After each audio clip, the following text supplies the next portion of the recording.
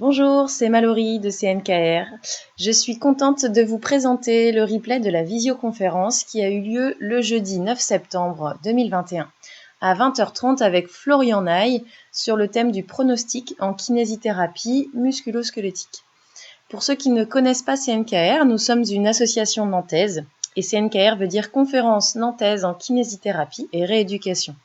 On est une asso qui date de 2018 et l'objectif principal est de proposer plusieurs conférences sur le thème de la kinésithérapie dans l'année.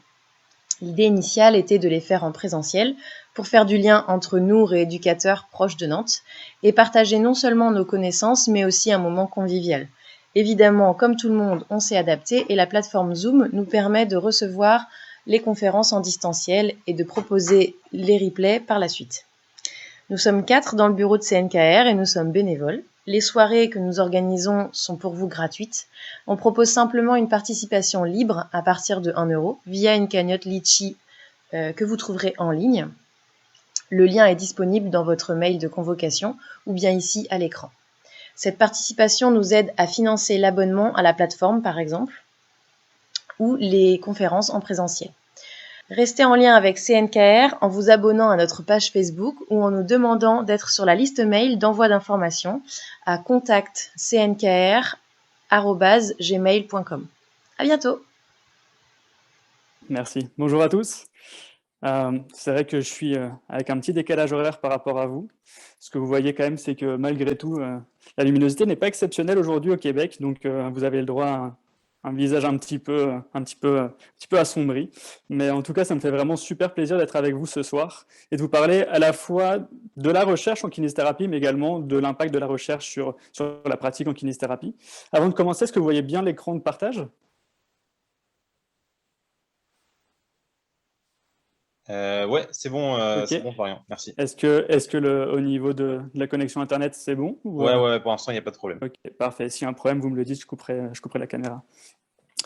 Donc, avant de commencer, je souhaite remercier les CNKR pour l'invitation et pour la grande liberté au niveau de l'élaboration de ce contenu. Je suis Florian Naï, je suis master kinésithérapeute à la base. J'ai effectué un master en France en recherche paramédicale et depuis 2 ans, je suis au Québec, à Sherbrooke exactement, pour faire une maîtrise puis un doctorat en recherche en sciences de la santé. Ce soir, nous allons parler d'un sujet qui risque de prendre de plus en plus d'importance dans la pratique en kinésithérapie, c'est-à-dire le pronostic. Et plus précisément, le pronostic des personnes souffrant de conditions musculo-squelettiques. Les objectifs de cette présentation sont de vous familiariser avec le pronostic, les impacts de celui-ci dans votre raisonnement clinique et vous initier à l'évaluation des outils pronostiques afin de les intégrer ou non dans votre pratique. Certaines notions peuvent être quand même assez nouvelles pour vous et je parle assez rapidement quand je suis stressé. Donc, dans un souci de compréhension, n'hésitez pas à m'interrompre pour me demander plus d'informations ou me poser des questions, il n'y a vraiment aucun problème par rapport à ça. Je voudrais également dire que le monde de la recherche est similaire au monde du sport. Sans équipe, nous ne sommes pas grand-chose. Et donc, je souhaite remercier l'équipe de travail qui collabore au projet Pronostic sur lequel je suis impliqué. Donc, je remercie Simon Descaries, Yannick Tousignan-Laflamme, Catherine Houle, Chad Cook, Annie Leblanc, Michel Dugas et Becky Skidmore.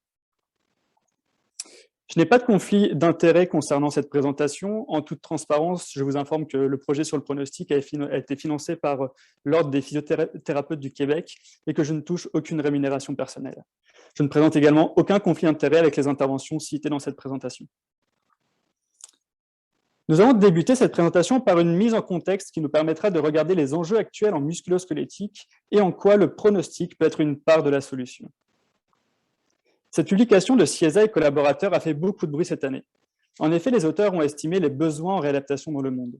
Et sans surprise, les auteurs ont estimé que le plus grand besoin en réadaptation se trouve dans les conditions musculo-squelettiques, avec comme d'habitude la lombalgie en première place. Si vous regardez ce tableau, vous voyez qu'environ 1,7 milliard d'individus dans le monde présentent une condition musculo-squelettique nécessitant une prise en charge en réadaptation.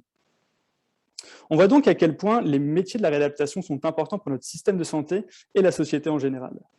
Pour répondre à ces besoins, il est important que les thérapeutes se basent sur une pratique fondée sur l'épreuve. Cependant, de nombreuses méta-analyses mettent en avant l'effet limité à modéré de la réadaptation sur ces conditions musculo-squelettiques. Plusieurs éléments sont avancés pour améliorer les résultats cliniques en réadaptation, et un de ces éléments est de considérer l'hétérogénéité des réponses au traitement. En effet, dans la pratique quotidienne, mais aussi dans les données récoltées en recherche, on s'aperçoit que des individus répondent de manière hétérogène à la même intervention. Ici, les points noirs représentent chaque personne participant à l'étude. On s'aperçoit que certains réagissent fortement à l'intervention, comme ici en vert, et d'autres réagissent beaucoup moins, ici en bleu.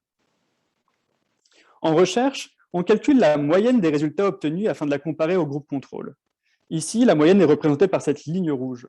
On s'aperçoit que la répartition des individus est homogène autour du trait rouge, ce qui montre que la moyenne reflète bien l'efficacité moyenne de mon intervention sur cet échantillon. Dans ce cas, l'hétérogénéité des réponses n'est pas forcément problématique. Cependant, ce cas de figure est très rare en recherche. Maintenant, prenons cet exemple qui est plus proche de la réalité. On s'aperçoit dans ce cas que la ligne rouge est un très mauvais indicateur car les points noirs ne sont pas répartis de manière homogène. En effet, elle semble refléter correctement ces deux parties de l'échantillon, mais on rate complètement l'efficacité de l'intervention pour les deux sous-groupes ici. Ainsi, en fonction des caractéristiques des individus recrutés, on retrouve un groupe qui répond plus favorablement que la moyenne, un autre groupe qui répond moins favorablement que la moyenne, et les deux derniers pour qui la moyenne reflète l'effet de l'intervention. Au vu de ce graphique, il semble donc que certaines caractéristiques influencent la réponse au traitement. La question importante à se poser est la suivante. L'individu qui vient me consulter, va-t-il répondre comme la moyenne ou va-t-il présenter des caractéristiques qui vont le faire répondre différemment? Pour y répondre, il faut considérer les critères qui permettent de sélectionner les individus qui vont participer à une étude. Dans la grande majorité des cas, les études se basent principalement sur des labels diagnostiques. Or, encore une fois, la réalité clinique, tout comme les données de la recherche, nous montre que sous le même diagnostic, il existe une grande variabilité des tableaux cliniques. Par exemple, Ravi et collaborateurs ont mesuré des variables physiologiques, psychologiques et physiques chez des individus présentant une lombalgie chronique. Les auteurs ont déterminé 26 sous-groupes différents. Il semble donc que les personnes souffrant de conditions musculo-squelettiques présentent des caractéristiques diverses. C'est pour cela que le diagnostic est souvent considéré comme un label simplifié qui n'apporte pas ou peu de plus-value dans la prise de décision. Mais vous pourriez me dire que l'hétérogénéité des caractéristiques cliniques ne veut pas forcément dire hétérogénéité des réponses au traitement. Et vous avez tout à fait raison. Ainsi, prenons cet exemple comparant la fusion spinale et les soins conservateurs en restant dans la même population, c'est-à-dire chez les personnes présentant une lombalgie chronique. Si la forme géométrique se trouve à gauche de la ligne continue, les résultats sont en faveur des soins conservateurs. Et si la forme est à droite, les résultats sont en faveur de la fusion spinale. Si on considère l'effet sur l'ensemble de l'échantillon, on ne retrouve pas de différence significative entre les deux interventions, car le losange croise la ligne verticale continue. Hop. Est-ce que... On va passer comme ça. Maintenant, si on considère une caractéristique spécifique permettant de diviser l'échantillon en deux sous-groupes, le sous-groupe avec les personnes présentant cette caractéristique et le sous-groupe des personnes ne présentant pas cette caractéristique, on obtient un tout autre résultat. Pour le sous-groupe présentant cette caractéristique spécifique, on retrouve une différence statistiquement significative entre les deux interventions, car la barre ne coupe pas la ligne continue. Ainsi, pour ce sous-groupe uniquement, la fusion spinale est plus efficace. On peut donc dire que cette population présente une hétérogénéité des caractéristiques cliniques qui implique une hétérogénéité des réponses au traitement. Si on reconsidère les données précédentes, il est donc indispensable de déterminer des sous-groupes dans cette population. Cette stratégie de diviser la population en sous-groupes présentant une ou plusieurs caractéristiques est une voie prometteuse pour améliorer l'interprétation des essais cliniques et pour améliorer nos prises en charge. Cette stratégie est connue sous le nom de soins stratifiés.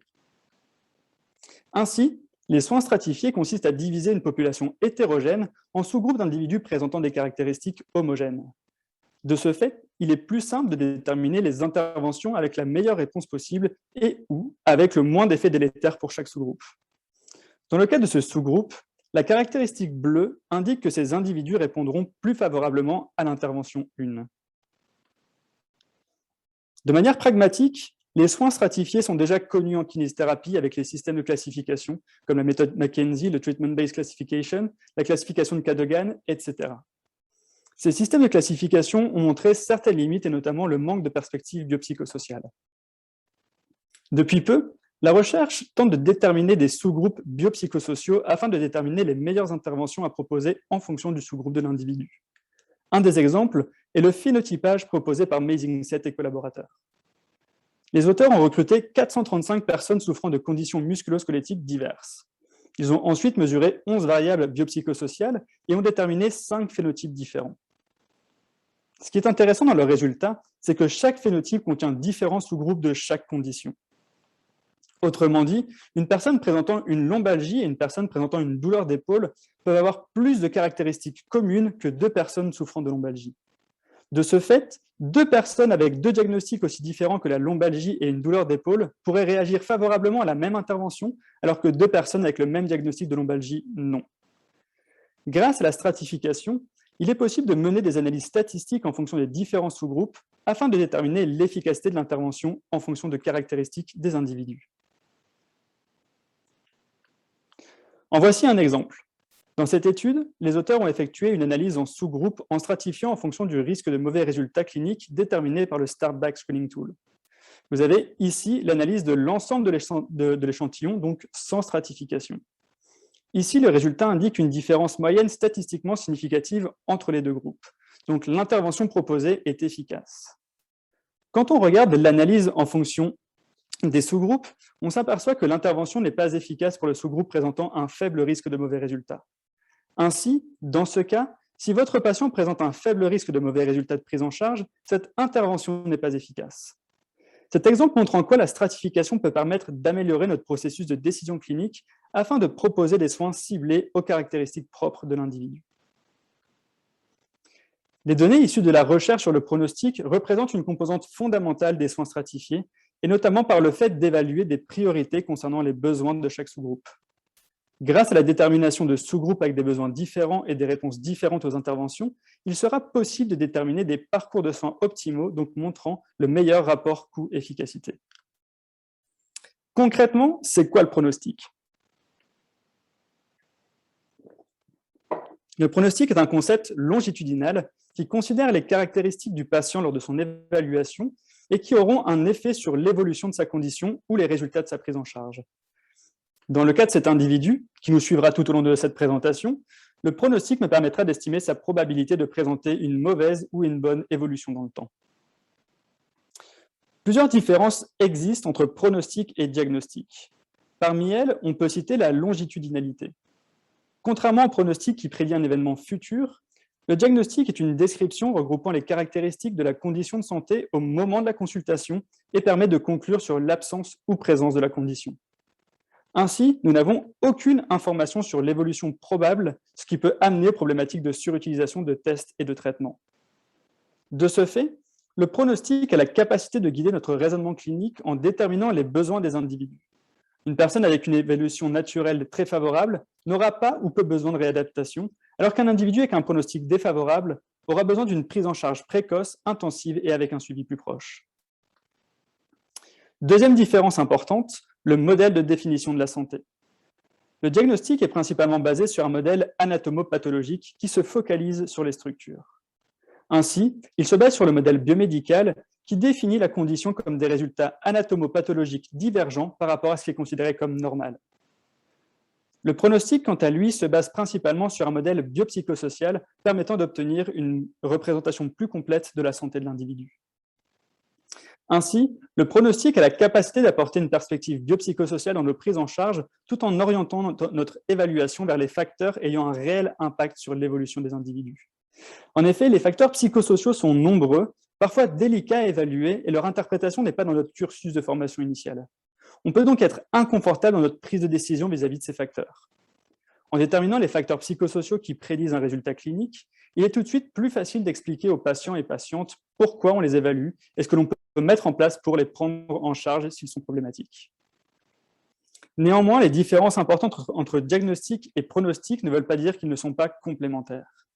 En effet, le diagnostic est souvent la porte d'entrée vers le pronostic et le pronostic peut également jouer un rôle pour éviter le surdiagnostic, la surdétection, le surtraitement et la surmédicalisation. Par exemple, le diagnostic de lombalgie non spécifique aiguë permet l'utilisation d'un outil pronostic comme le Starback Screening Tool. Et cet outil permet de déterminer le risque de mauvais pronostic, mais aussi le parcours de soins en fonction du risque du patient. Ainsi, à partir d'un label diagnostique qui n'apporte aucune précision sur le tableau clinique réel et sa prise en charge, le pronostic est capable de considérer les caractéristiques propres de l'individu pour déterminer ses besoins. Néanmoins, La littérature met en avant plusieurs bémols dans l'utilisation du pronostic en clinique. Premièrement, de nombreux et nombreuses kinésithérapeutes ont déjà tendance à se baser sur le pronostic pour déterminer leur plan de traitement, la fréquence des séances, etc. Bien souvent, ce pronostic est basé sur les ressentis instinctifs des thérapeutes. Malheureusement, la littérature montre que l'instinct des kinésithérapeutes n'est pas capable de déterminer avec précision le pronostic des patients et des patientes. Deuxièmement, quand le pronostic n'est pas basé sur les intuitions, les kinésithérapeutes cherchent sur PubMed, trouvent un article sur les variables pronostiques comme celui-ci, regardent le tableau des résultats, déterminent les facteurs présentant les plus grandes forces d'association, comme ici le fait d'avoir mal depuis plus de 3 mois ou la présence concomitante de plaintes psychologiques, et basent leurs pronostics sur des variables prises isolément. Cette stratégie est vraiment belle, mais malheureusement, il en résulte une prédiction de faible qualité. Dans les deux cas précédents, le risque est de réaliser une erreur d'estimation du risque menant à une intervention non adaptée à ce patient et pouvant impacter négativement ses résultats cliniques. Donc, comment faire pour gagner en précision lors de l'estimation du risque? La réponse est l'utilisation de modèles pronostiques. Un modèle pronostique est une combinaison de différentes variables pronostiques dans le but d'obtenir une meilleure précision dans l'estimation du risque. Nous allons voir maintenant quelles sont les variables qui peuvent être intégrées dans les modèles pronostiques. Les modèles pronostiques développés pour la réadaptation utilisent principalement des facteurs pronostiques et des facteurs modifiant la réponse au traitement. Les facteurs pronostiques sont les caractéristiques de l'individu qui influencent l'évolution de sa condition. Par exemple, un individu lombalgique qui présente des attentes positives concernant sa récupération est plus susceptible de retourner au travail qu'un individu n'ayant pas cette caractéristique. Concernant les facteurs modifiant la réponse au traitement, ce sont les caractéristiques de l'individu qui prédisent une réponse à un traitement. Par exemple, on s'attend qu'une personne souffrant de lombalgie, qui a une faible demande physique au travail et qui utilise une médication antidouleur, ait une meilleure réponse à un programme d'exercice comparé à un individu ne présentant pas ces caractéristiques. Un dernier type de variable est également considéré dans le pronostic, ce sont les facteurs de risque. Dans ce cas, ce sont des caractéristiques qui augmentent le risque de développer une condition de santé. Contrairement aux deux premiers, les facteurs de risque s'intéressent à un individu sans condition préalable. Ces variables sont pertinentes pour les modèles prédictifs de diagnostic et ne sont pas considérées dans cette présentation. En fonction des variables présentes, les modèles pronostiques en réadaptation peuvent avoir deux objectifs. Le premier objectif est de prédire le risque d'un résultat clinique. Dans ce cas, on se base principalement sur des facteurs pronostiques. Par exemple, le modèle PICUP prédit le risque de chronicité, donc une douleur persistante à 3 mois, chez des personnes souffrant de lombalgie aiguë. Ces modèles sont également connus sous le nom de règles de prédiction clinique. Le second objectif est de prédire la réponse à un traitement. Dans ce cas, on se base principalement sur des facteurs modifiant la réponse au traitement. Par exemple, la règle de prédiction de Flynn prédit la réponse de l'individu lombalgique à des séances de manipulation spinale en fonction des 5 variables suivantes. La durée de l'épisode actuel de lombalgie, la présence de symptômes distaux, le score de la sous-échelle de travail du Fear Avoidance Belief Questionnaire, la mobilité segmentaire lombaire et l'amplitude de rotation médiale de hanche. Ces modèles sont également connus sous le nom de règles de décision clinique ou règles de prédiction clinique prescriptive. Pour le cas de la prédiction de la réponse à un traitement, il est facile de comprendre comment il oriente la prise de décision thérapeutique. En effet, si je souhaite utiliser ce type de modèle, je considère les caractéristiques de l'individu, je complète le modèle, il me prédit une réponse au traitement, et si la personne a une forte probabilité de répondre à l'intervention 1 et une probabilité plus faible pour l'intervention 2, il semble logique de lui proposer l'intervention 1. Ou on peut faire encore mieux, on peut présenter les deux informations pour mettre en place un processus de décision partagée. Pour le cas de la prédiction du risque d'un résultat clinique, vous devez vous demander où est le lien avec la personnalisation des soins. Pour comprendre ce lien, nous allons nous intéresser au développement de ces modèles. La meilleure méthode pour développer un modèle pronostique est de recruter des personnes présentant la condition, d'évaluer un grand nombre de facteurs pronostiques potentiels et de suivre ces personnes dans le temps. À la fin de ce suivi, j'évalue le résultat clinique que je souhaite prédire. J'utilise ensuite une méthode statistique pour déterminer les variables qui ont influencé l'évolution des personnes recrutées. Donc, je détermine les variables qui me permettent de prédire le résultat clinique. Avec cette méthode statistique, j'obtiens une formule de régression comportant les variables qui ont influencé l'évolution et le poids qu'elles ont dans la prédiction. J'imagine que ça va être à peu près votre tête face à votre écran avec cette explication. Donc, on va prendre un exemple pour que ce soit plus clair. Reprenons le modèle pick-up de tout à l'heure. Les auteurs ont recruté un échantillon de personnes avec une lombalgie aiguë. Ils ont initialement évalué 20 facteurs pronostiques potentiels. Ils ont suivi les personnes recrutées pendant 3 mois et à la fin de ce suivi, ils ont évalué la douleur des personnes. Ensuite, ils ont utilisé une méthode de régression pour obtenir les facteurs permettant de prédire une douleur persistante à 3 mois. Sur les 20 facteurs évalués, 5 permettaient de prédire une douleur persistante à 3 mois, c'est-à-dire une compensation financière pour une blessure au travail, une douleur qui irradie dans le membre inférieur, l'intensité de la douleur, la dépression et le risque perçu que la douleur se chronicisera. Dans cette colonne, vous voyez le poids de chaque facteur dans la prédiction. On peut donc établir une formule de régression qui contient ces facteurs et leurs poids respectifs. À partir de ce score, je suis capable de calculer la probabilité de risque que l'individu se chronicise. On arrive maintenant à l'impact sur la décision clinique. En quoi ce modèle va m'aider dans la personnalisation de ma prise en charge? Revenons à notre cher ami avec son diagnostic de lombalgie aiguë suite à un lever de charge au travail. Je souhaite déterminer son risque de chronicisation en utilisant le modèle pick-up. J'évalue les prédicteurs ou facteurs pronostiques, et voici le résultat. À partir de ces données, je peux calculer son score, puis son risque de développer une lombalgie chronique. Notre cher ami a 51% de risque de se chroniciser. Est-ce un risque suffisamment élevé pour que je mette en place une prise en charge en réadaptation? Et bien, dans le cadre de ce modèle, un seuil de 30% a été déterminé via une analyse de décision. Ainsi, en prenant uniquement en charge les personnes avec un risque d'au moins 30%, on obtient une réduction nette d'environ 40 interventions inutiles pour 100 patients. Maintenant que l'on sait que cette personne a besoin d'une prise en charge pour sa lombalgie aiguë, comment le modèle peut m'aider à planifier ma prise en charge et son parcours de soins? Vu que chaque prédicteur est une cible potentielle de notre intervention, je vais essayer de considérer les facteurs qui contribuent le plus. Pour la compensation financière due à la blessure au travail, c'est assez complexe pour nous, car nous n'avons pas forcément la possibilité de jouer sur cette variable. Cependant, je peux utiliser le WAT, le Work Assessment Triage Tool, qui me permet de déterminer le meilleur programme de réadaptation pour les personnes présentant une condition musculo-squelettique suite à une blessure au travail et qui reçoivent une compensation financière. En fonction des données collectées, le WAT détermine la meilleure option parmi un programme de restauration fonctionnelle, un programme sur le lieu de travail, une formule hybride entre programme de restauration fonctionnelle et programme sur le lieu de travail, un programme de gestion de la douleur chronique ou une prise en charge libérale. Ainsi, je complète l'outil et en fonction du résultat du WAT, je peux déterminer la meilleure option possible pour notre cher ami. Le WAT fournit une prédiction pour les programmes à envisager, ici Positive Rules, et ceux à ne pas recommander, ici Negative Rules. Dans cet exemple, il n'y a pas de programme à éviter. Maintenant, comment interpréter les données? Pour la reprise du travail, l'option est de reprendre immédiatement avec une probabilité de réussite de 100%. L'autre option est d'envisager un programme hybride sur une période de 31 jours et qui a une probabilité de réussite de 100%. Il est assez complexe de référer une personne en préconisant au médecin de l'envoyer en centre de rééducation ou alors de réaliser des séances sur le lieu de travail.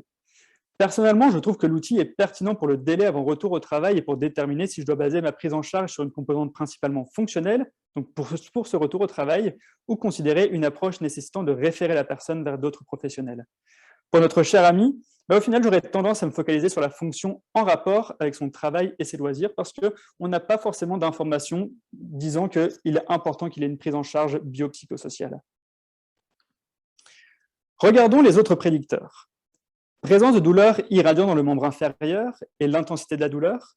Sur ces points, je crois que nous sommes tous outillés pour avoir un impact sur ces deux variables avec nos interventions en kinésithérapie.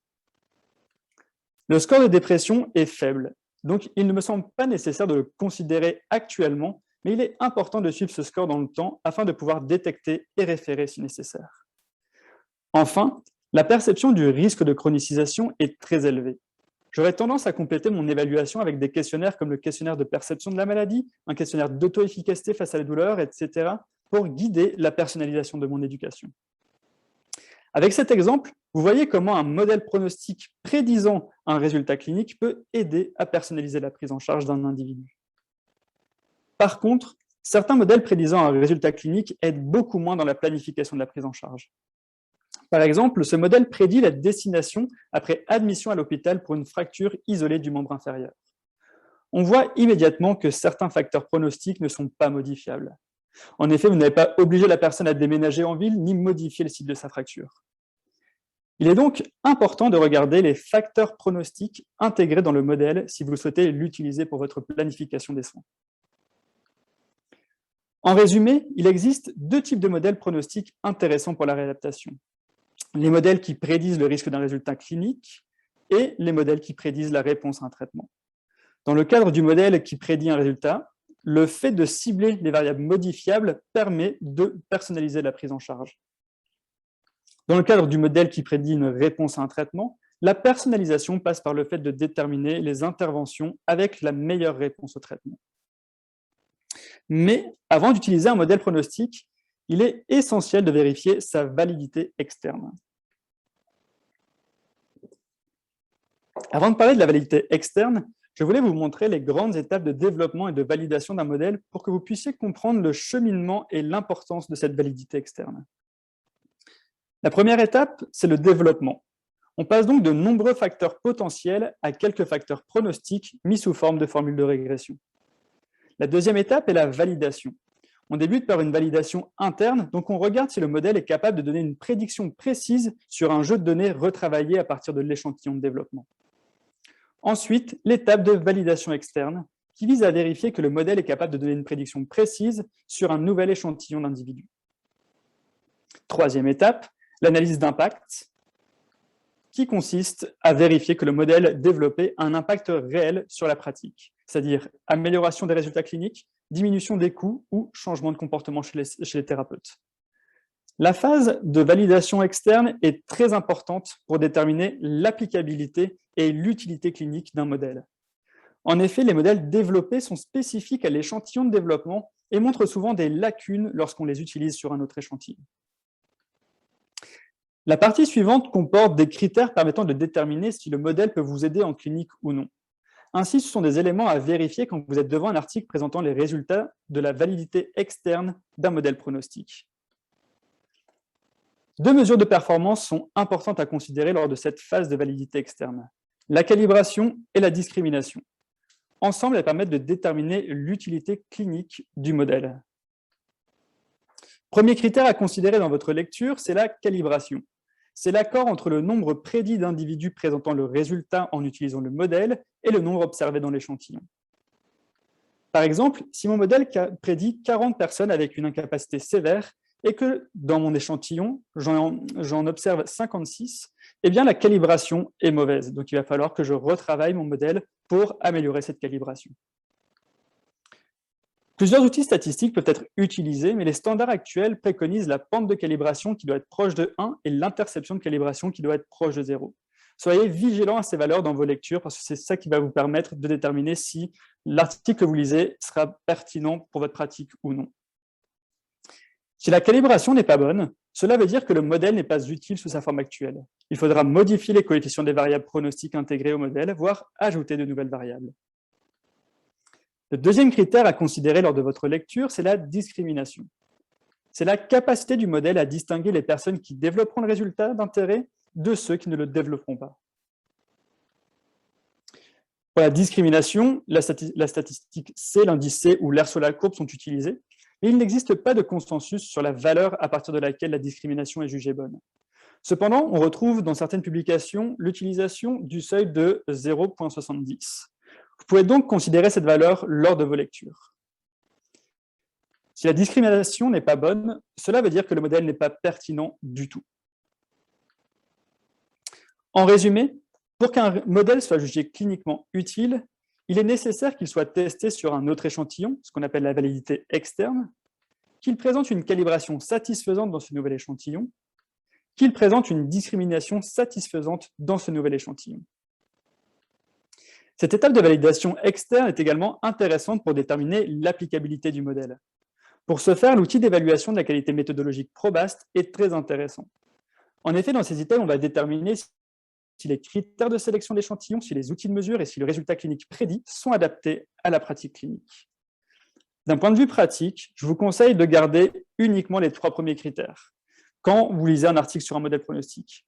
Si les 3 critères sont validés, vous avez de fortes chances que le modèle soit pertinent pour votre pratique. La partie précédente étant plus technique, j'aimerais juste savoir si vous avez des questions avant de passer à la suite. Alors, Florian, merci déjà pour cette première partie. Je te pose une question qui a été mise dans le chat et comme ça, peut-être que les participants vont en poser d'autres entre-temps. La question est la suivante. Existe-t-il des travaux réalisés sur une pathologie musculo-squelettique donnée qui comparent une prise en charge avec un modèle pronostic versus un modèle diagnostique et qui avancent des arguments en faveur de l'un ou de l'autre des modèles? Ça, c'est la première partie de la question. Ok. La deuxième partie, c'est quoi? Ok, je te la fais. Car la prédiction associée au choix de la technique à la possible réponse du patient en rapport à ses choix ne peut-elle finalement pas être similaire à une stratégie de diagnostic associée au choix de la technique adaptée en fonction du retour du patient? Allez, bon courage. Je pense que tu peux la regarder dans le chat. Au final, si je comprends bien la question, à l'heure actuelle, le pronostic, c'est encore un champ qui est assez nouveau. Ça fait juste 10-15 ans qu'on s'intéresse vraiment à ça. À l'heure actuelle, on est plutôt sur comment on peut diviser correctement une population avec un diagnostic. Donc, il n'y a pas réellement diagnostic versus pronostic, mais c'est plutôt de se dire, on prend un diagnostic. Grâce au pronostic, on arrive à diviser cette grande population hétérogène en sous-groupes plus homogènes. Et une fois qu'on aura une bonne vision des différents sous-groupes, après, on peut faire des analyses au niveau de nos études quand on fait des interventions pour déterminer si, oui ou non, on trouve une efficacité plus importante pour un sous-groupe versus un autre. Donc, c'est vraiment ça, à l'heure actuelle, le but du pronostic. C'est ce qu'on voit avec les études, par exemple, sur le Startback, où au final, comme je vous l'ai présenté, sur le Startback, si on prend un échantillon complet, donc juste un label comme la lombalgie, on se dit « ok, c'est efficace », mais on se rend compte que si on divise cet échantillon en différents sous-groupes, on se rend compte qu'il y en a certains chez qui ce n'est pas efficace. Alors, dans le cadre des données que je vous ai présentées, ce n'est pas trop grave parce que c'est le faible risque. Donc, au final, ces gens-là, normalement, vont évoluer dans le bon sens sans intervention. Mais malgré tout, si on arrive à une donnée qui dit que c'est le groupe avec un risque fort de mauvais pronostic qui ne répond pas à l'intervention, là, ça devient beaucoup plus gênant parce que c'est-à-dire que les personnes qui devraient avoir la plus grosse plus-value de l'intervention, au final, ils ne l'ont pas. Et donc, ces gens-là, ils vont très clairement se chroniciser, alors qu'à la base, si on avait pu déterminer une intervention plus spécifique pour eux, on aurait pu changer complètement leur trajectoire. Donc, je ne sais pas si je réponds complètement à la question, mais si la personne veut un complément, elle apparemment, c'est une question d'Antoine. Antoine a dit que c'était OK, donc il te remercie. OK, bon, parfait. Est-ce qu'il y a d'autres questions? A priori, non, pour l'instant, dans le chat. OK. Donc, je pense que tu peux enchaîner. OK. Donc là, on arrive à cette étape de la présentation. Là, vous devriez être en train de vous dire « Oh mon Dieu, le suspense est juste insoutenable. Est-ce qu'il va nous présenter des modèles pertinents pour la pratique ?» Eh bien, pour contenter votre curiosité, je vais débuter par les modèles qui prédisent la réponse à une intervention en kinésithérapie. Une revue systématique récente s'est intéressée à cette question. Et voici la conclusion de cette publication. À l'heure actuelle, aucun modèle prédisant la réponse à une intervention en kinésithérapie n'est jugé pertinent pour la clinique. Je suis vraiment désolé. Tous nos espoirs reposent maintenant sur les modèles prédisant un résultat clinique. C'est ce que nous avons souhaité savoir en réalisant une revue systématique. Ce qui en ressort, c'est que sur les 36 études évaluant 28 modèles différents qui présentent une validité externe, seuls 3 modèles valident les critères utilisés dans l'article, c'est-à-dire l'applicabilité clinique, l'utilité clinique représentée par la discrimination et la calibration, et enfin, vérifier les biais. Cependant, tous présentent un haut risque de biais au niveau méthodologique. Est-ce que cela veut dire qu'ils sont mauvais? Eh bien, non. L'outil utilisé pour évaluer la qualité méthodologique a été publié récemment et va donc permettre de gagner en qualité. Mais cet outil est également problématique parce que quand on fait l'analyse de la qualité méthodologique, l'outil est très conservateur et donc si on a uniquement un item manquant sur les 16 items de l'outil, le risque de biais est considéré comme élevé. Ce qui fait que nous, quand on a fait cette revue systématique, on n'était pas satisfait de se dire « Ok, s'ils sont tous à haut risque de biais, ils sont tous mauvais ». Ce n'était pas vrai. Donc, ce qu'on a fait, c'est qu'on a vérifié chaque article pour déterminer si les biais présents avaient un impact majeur ou mineur sur la prédiction. Les modèles pronostiques actuels doivent donc être utilisés avec précaution. Il est important de considérer les limites de ces outils pronostiques lorsque vous les utilisez. Cela souligne le rôle d'assistance de ces modèles dans le raisonnement clinique et non le rôle de remplacement du raisonnement des kinésithérapeutes. Maintenant, regardons un peu plus en détail ces trois modèles.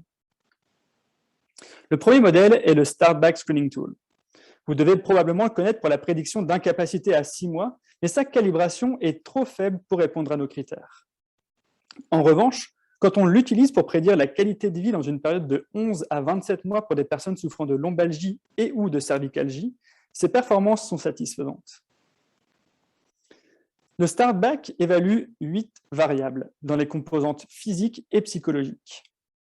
Ces 8 variables sont potentiellement modifiables, donc peuvent aider dans la planification de la prise en charge. Le Startback divise la population hétérogène en 3 sous-groupes de risques de mauvaise qualité de vie. Risque faible, risque modéré et risque élevé, en fonction forcément du score obtenu. Cette étude a également déterminé la capacité à prédire la capacité de travail dans une période de 11 à 27 mois. Sa capacité discriminante est légèrement sous le seuil que nous avons fixé. Très concrètement, j'aurais quand même tendance à l'utiliser parce qu'au final, dans ma pratique, c'est une information qui peut être quand même extrêmement intéressante, même si cette discrimination est légèrement plus faible que le seuil que l'on a appliqué. Ce modèle semble donc intéressant pour la clinique, mais d'un point de vue personnel, je trouve que prédire un résultat clinique pour une période aussi lointaine, donc entre 11 et 27 mois, ça peut être assez décourageant pour les personnes. Je trouve donc intéressant pour les kinésithérapeutes, mais j'aurais tendance à attendre de voir l'évolution de la personne sur quelques séances avant de lui communiquer l'information. En effet, avec le risque de biais élevé, j'aurais quand même tendance à rester prudent sur le pronostic obtenu. L'article est disponible en open access et j'ai également indiqué l'adresse du site internet pour obtenir la version française du Startback.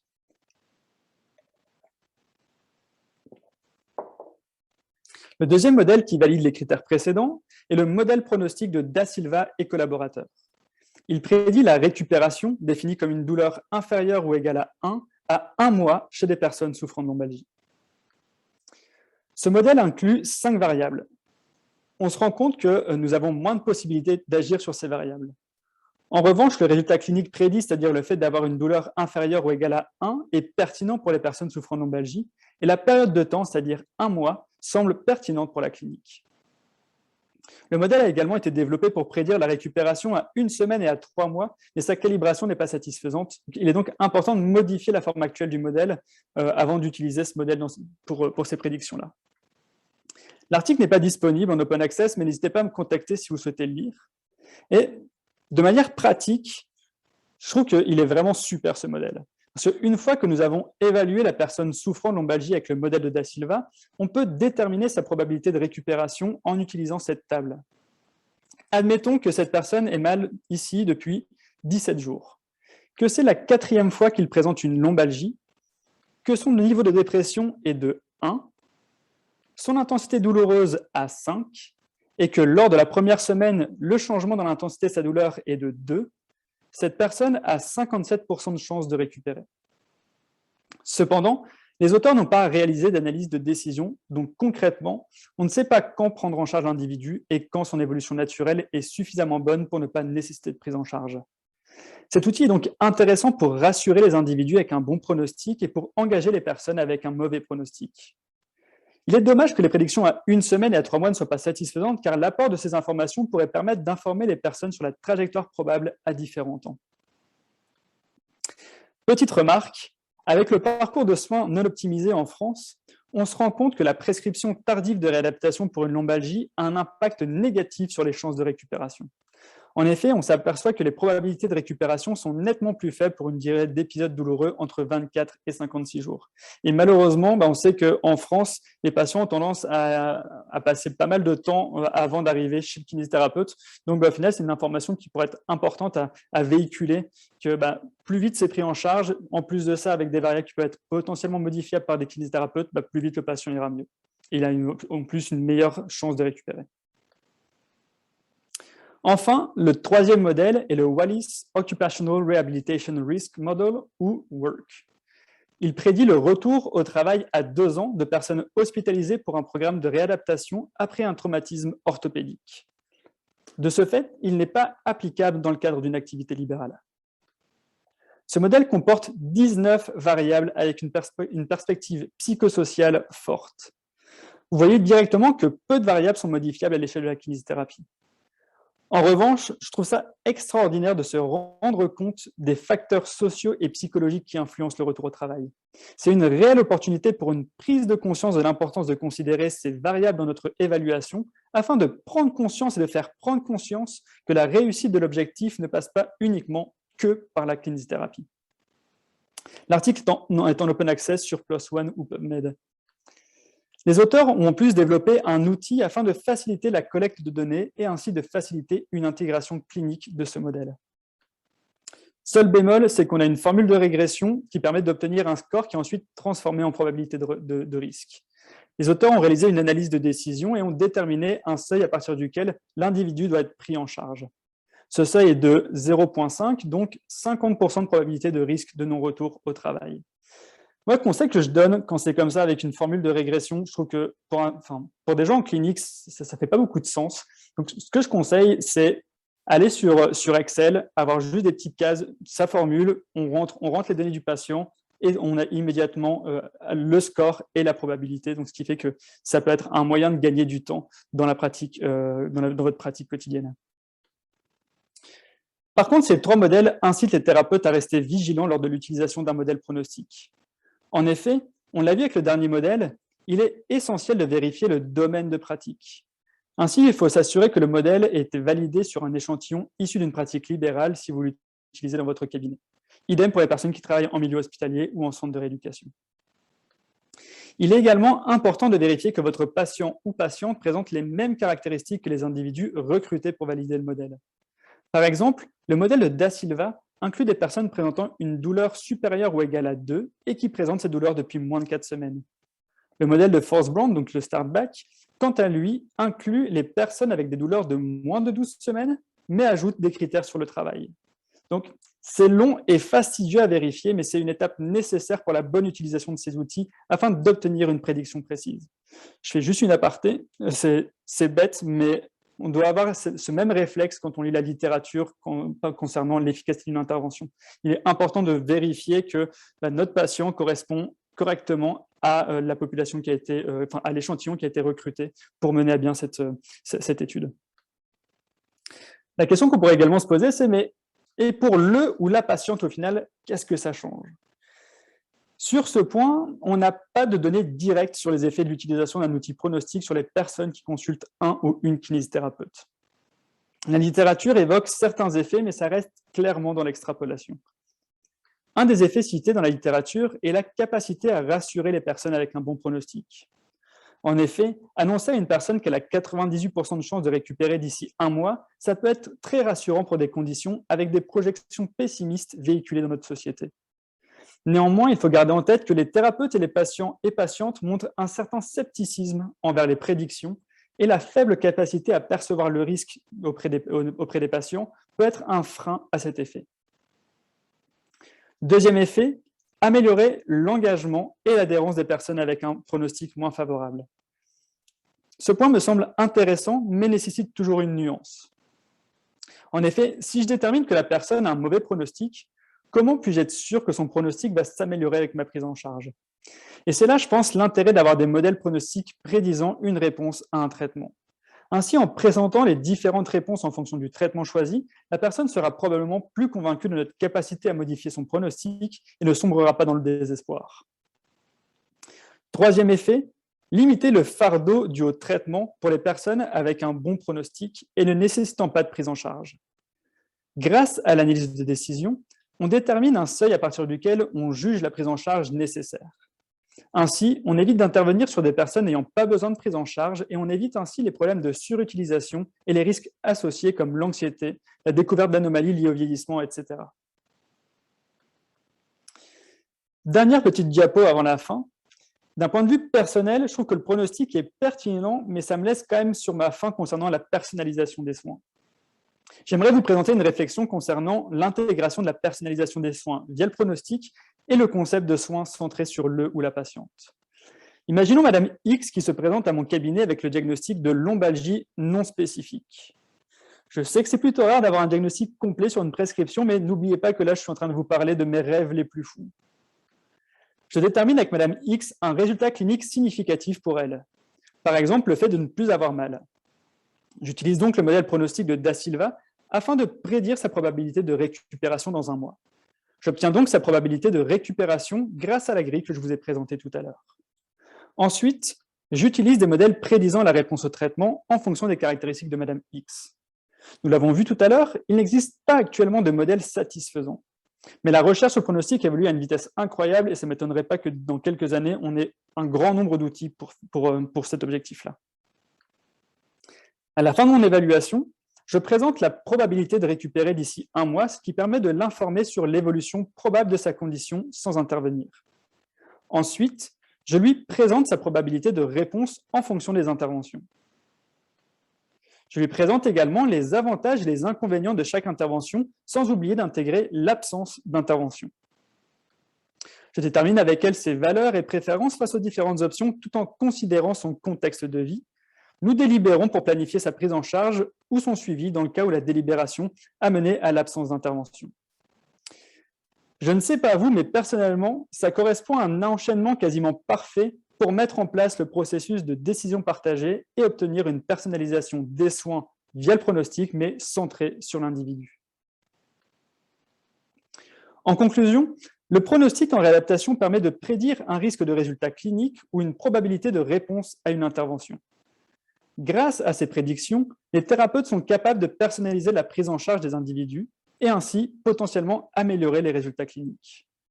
De plus, ayant une prédiction précise, les thérapeutes peuvent déterminer si l'individu nécessite ou non une prise en charge et on évite ainsi les soins inutiles et on diminue les problèmes associés à la surutilisation de tests et de traitements. La phase de validation externe est une étape essentielle pour déterminer si le modèle présente une valeur clinique pour la pratique. Deux mesures de performance sont importantes à considérer quand vous lisez un article, la discrimination et la calibration. 3 modèles pronostiques présentent actuellement une valeur clinique satisfaisante. Ces 3 modèles prédisent un risque de résultat clinique. Cependant, les thérapeutes doivent rester vigilants lors de l'utilisation de ces modèles et notamment vérifier les critères d'inclusion et d'exclusion ainsi que le domaine de pratique.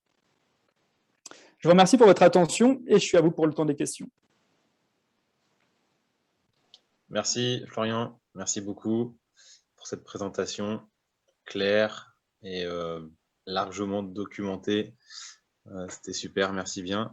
Alors, si certains veulent les références, j'ai aussi les diapos pour ça si besoin. Carrément, super. On a une question de Philippe, du coup. Qu'avez-vous mis en place pour ta revue systématique suite à ce que tu as souligné plus tôt? Ce que vous avez pris comme décision repose-t-il sur des éléments de la littérature ou bien vous êtes les premiers à faire cela?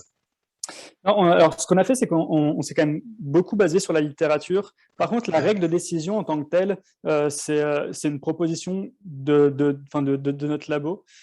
C'est sûr que c'est, à l'heure actuelle, et on devrait avoir le retour des réviseurs là, quand on va là, on a soumis l'article, on attend la révision de l'article, mais c'est sûr que c'est basé sur la littérature. Il y a aussi une partie qui est un peu basée sur notre opinion.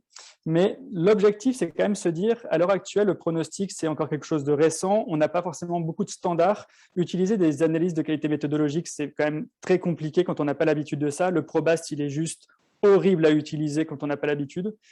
Et donc, on s'est dit, c'est important que les cliniciens qui commencent à utiliser ce pronostic puissent déterminer par eux-mêmes si, lors de la lecture d'un article, ils sont capables ou non d'être capables de dire oui ou non, cet outil va me servir.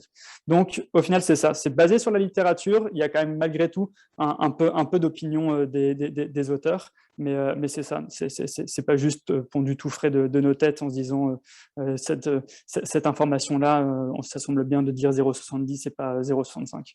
Donc voilà. Mais par contre, ce qui est vraiment important, et ça, je veux vraiment le souligner par rapport à cette valeur de 0,70, ça a été quasiment un déchirement pour nous de mettre cette valeur-là, parce qu'il y a plein d'autres modèles, par exemple le pick-up, la discrimination elle est un peu moins bonne que 0,70, mais le modèle est juste extraordinaire, c'est une très belle qualité et autres. Et donc, parfois, c'est ça. Il faut se dire, c'est peut-être un petit peu en dessous du seuil. Malgré tout, ça peut être quand même pertinent dans ma pratique, mais je considère les limites de ce modèle-là. Donc, Philippe, je ne sais pas si j'ai répondu à ta question. Merci. Je vais voir s'il répond, mais je pense que c'était plutôt complet. Ouais, c'est bon. J'ai bien répondu. Est-ce que d'autres personnes ont des questions? Vous pouvez aussi prendre la parole avec le micro. On n'est pas nombreux ce soir, donc on va en profiter aussi. Florian est là pour répondre à vos questions. Il y avait peut-être, le temps que tout le monde puisse poser les questions, peut-être des choses, Florian, sur lesquelles tu peux revenir. Je ne sais pas quelles sont les formations ou les études des personnes qui sont avec nous.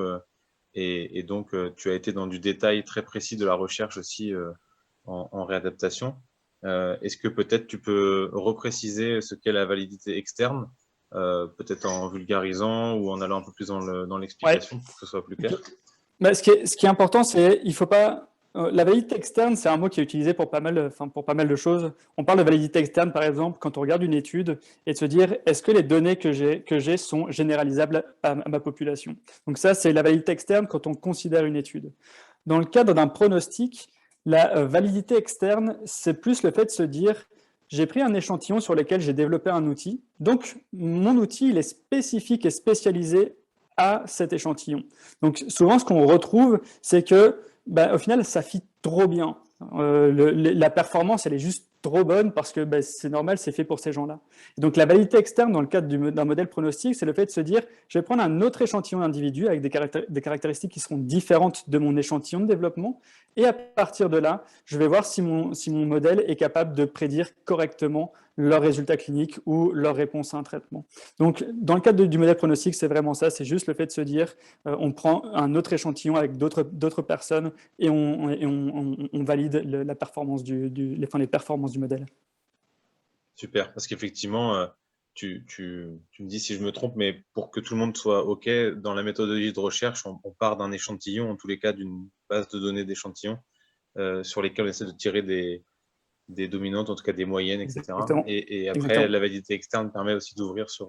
C'est ça, c'est un peu ce que je disais tout à l'heure sur les critères d'inclusion et d'exclusion qui sont importants à considérer quand on utilise un modèle pronostic, mais qui sont aussi importants quand on lit une étude, parce que si au final, mon patient qui est en face de moi a 35 ans et que j'utilise une étude avec une moyenne d'âge de personnes à 68 ans, ça ne correspond pas là, les deux fonctionnent pas. Donc, moi, je sais que avant d'être formé, je faisais peu attention à ces critères-là quand je lisais la littérature, et je me suis rendu compte que je me basais probablement sur des conclusions qui n'étaient absolument pas faites pour mes patients ou qui n'étaient absolument pas généralisables. Si on prend les essais cliniques, si on a des critères qui sont extrêmement stricts, parfois, quand je lis les critères d'inclusion et d'exclusion, je me dis juste, mais quel patient, dans mes 5 ans de pratique, quel patient entrait dans cette case? J'en avais peut-être 1 ou 2 sur 5 ans. Et donc, c'est vraiment ça qui est important de considérer, c'est de se dire, est-ce que les caractéristiques de l'échantillon ressemblent aux caractéristiques de la personne que je suis en train de soigner? Super, merci. Il y a eu d'autres questions du coup entre-temps. Philippe qui demande, quels sont les éléments qui influencent le plus le seuil fixé à 0,7? Concernant la discrimination? Je pense que c'est ça, ouais, le seuil dont tu as parlé, 0,70. Ça, au final, au niveau de la discrimination, c'est, comment je pourrais dire ça? Au final, c'est les variables qu'on va utiliser. Est-ce que ces variables-là sont capables de déterminer qui va avoir le résultat et qui ne va pas l'avoir? Donc, au final, c'est clairement les variables qui sont intégrées dans le modèle qui vont permettre de se dire oui ou non, je suis capable. Et donc, si ces variables ne sont pas capables, j'aurai une valeur qui sera inférieure à 0,70. Ce qu'il faut comprendre, c'est que 0,70, c'est quand on considère la discrimination, si on a un score de 0,5, ça veut juste dire que ma prédiction, elle est aussi bonne que si je prenais une pièce d'1 euro et que je tirais au sort. Donc 0,5, c'est purement de la chance. Donc c'est en ça où 0,70, on se dit que c'est quand même assez proche de 0,5, 0,63, c'est assez proche de 0,5, mais malgré tout, ça amène quand même une information qui n'est pas juste du hasard. Et donc, c'est en ça où ça reste quand même intéressant de considérer, de se dire, OK, c'est pas une vérité absolue, et malgré tout, ça peut me donner de l'information et me dire, bah, tiens, en fonction des caractéristiques, enfin, en fonction des facteurs pronostiques du modèle, je suis capable de mieux personnaliser la prise en charge parce que mon patient, il a des variables qui sont très positives sur ce modèle. Et tu restes de toute façon dans des modifications de probabilité qui sont liées à de l'incertitude aussi, de toute façon. C'est exactement ça. Ce qui est l'incertitude, c'est un peu notre quotidien. Alors, Philippe demande, dispose-t-on d'autres modèles cliniques de grande qualité hors kiné? En as-tu connaissance? Ouais. Il précise qu'il en il en connaît dans le champ médical. Exactement. Au niveau, alors là, nous, dans notre labo, on a fait une revue systématique sur à peu près tous les champs de la rééducation. Donc là, pour l'instant, on a le musculo-squelettique qui est soumis. On aura la neuro, la gériatrie et la cardio-respi qui seront soumis plus tard. Donc, il y a déjà quand même pas mal de différences entre le musculo-squelettique et la neuro, par exemple. Mais en médecine, oui, il y a des modèles qui sont utilisés, par exemple. J'ai vu ça, je trouvais ça assez extraordinaire. Par exemple, le SAMU arrive chez une personne qui vient de faire un AVC. En prenant quelques variables, je crois qu'il y en avait 5, ils étaient capables de prédire le risque de mortalité à X semaines. Et donc, à partir de là, c'est tout simplement le fait de se dire, est-ce que ça vaut vraiment le coup qu'on s'acharne sur l'individu, sachant que dans 5 semaines, on est sûr et certain qu'il est mort. Et donc, c'est en ça où en médecine, ils ont des modèles qui sont vraiment beaucoup plus robustes parce que ça fait quand même beaucoup plus longtemps qu'ils se sont mis là-dedans. Là, en réadaptation, ça fait vraiment 10-15 ans qu'on commence à s'y intéresser. Et c'est encore assez… On le voit là avec la revue systématique, hein, on a juste 36 études. La plus vieille, si j'ai bien en tête, c'est dans les années 2000, donc 2008.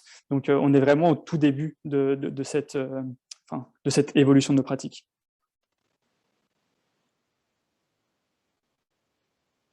Des projets de modèles pronostiques utilisant l'intelligence artificielle et qui permettraient donc d'inclure un nombre important de variables et de peut-être aller vers une personnalisation encore plus importante. Ouais, alors ça, c'est intéressant. Je vois que Philippe est là. Philippe et moi, on est fans d'une revue qui est une revue d'épidémiologie clinique. Et ils ont vraiment des grosses méthodologies. Et ils ont proposé ça. Et ce qui est assez marrant, au final, c'est de se rendre compte que en utilisant l'intelligence artificielle ou en utilisant un modèle de régression statistique qu'on peut faire dans nos labos, au final, on arrive à la même chose. Donc, prendre beaucoup de données, ça peut être intéressant, mais ça veut dire que le clinicien va devoir aller chercher beaucoup de données, beaucoup d'informations, et ce qui fait que c'est très peu applicable après au niveau clinique. Donc, c'est ça l'enjeu actuel en pronostic, c'est de se dire comment, avec peu de variables, je suis capable d'avoir une prédiction plutôt bonne. Et donc, c'est en ça où l'intelligence artificielle, ça pourrait être intéressant. Le jour où on aura le dossier médical personnalisé, qu'on aura un max d'informations qui seront déjà présentes, l'intelligence artificielle va juste devoir venir chercher les informations des différents professionnels et calculer. Mais je pense que là, on y est encore très loin. Et le problème des grosses bases de données, c'est les données manquantes. Et à partir de là, les données sont souvent aussi de mauvaise qualité parce que les gens qui remplissent les données s'en foutent pas mal. Donc, à partir de là, c'est souvent le problème, c'est qu'on arrive à des modèles qui sont très peu pertinents.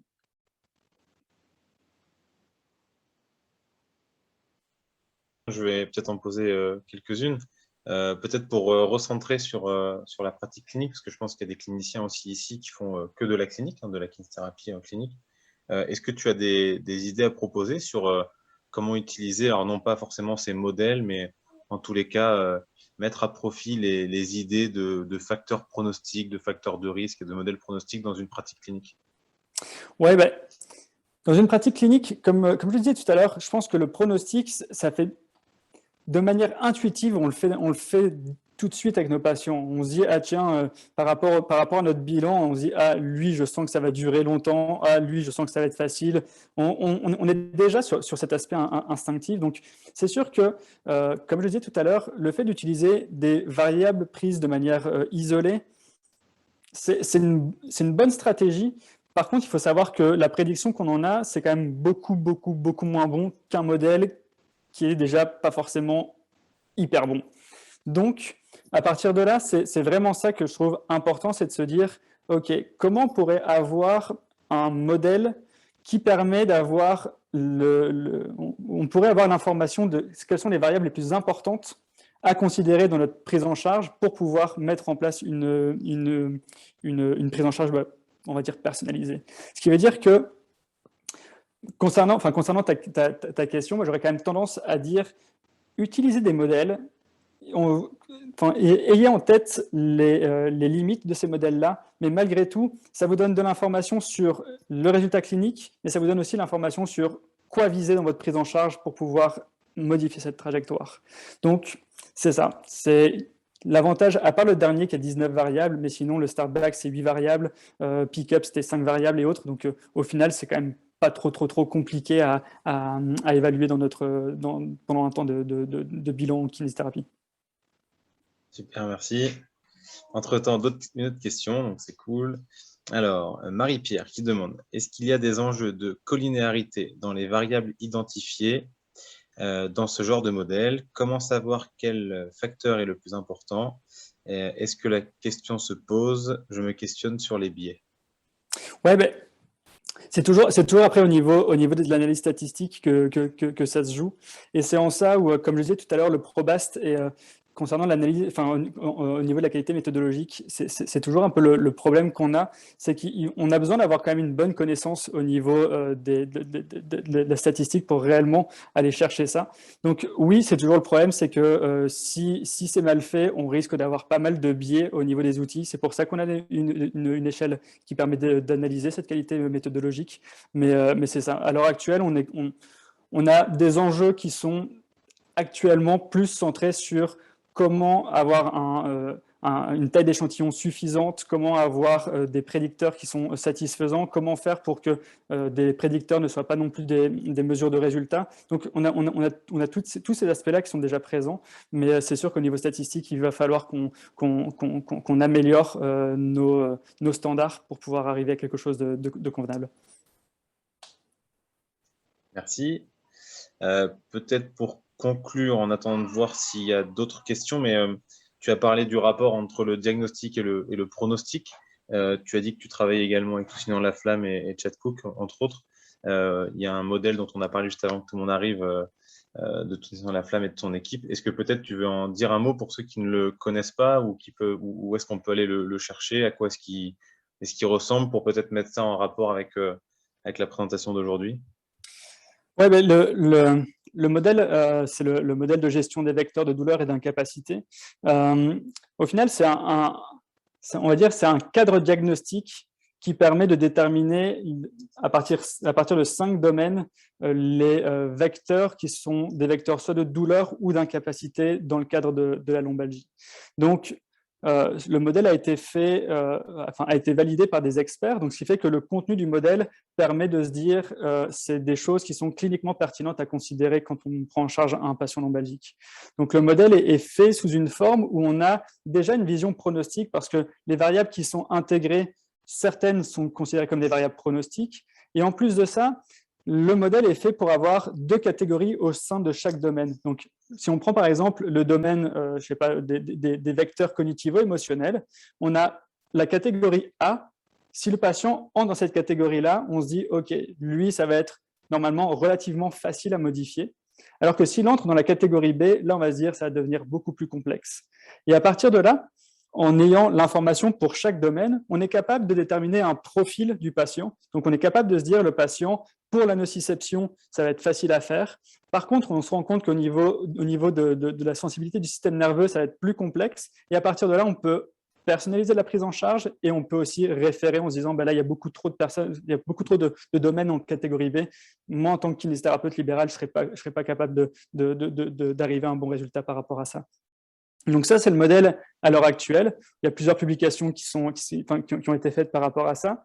On a un essai clinique contrôlé randomisé qui est en cours pour évaluer l'efficacité de l'intervention avec le modèle. Mais l'évolution de ce modèle-là va partir vers toutes ces questions de pronostic. Et donc, pour après se dire, avec toutes les variables qu'on a déjà, comment faire pour arriver à quelque chose qui est un peu plus restreint, mais qui arrive à amener une personnalisation plus spécifique de nos interventions. Merci pour les précisions. Et du coup, pour conclure, Philippe, ça rejoint un peu ce que tu disais, demande, êtes-vous en train de nous préparer un petit modèle de pronostic avec ton équipe Ouais, peut-être? ben malheureusement, je quitte le labo de Yannick.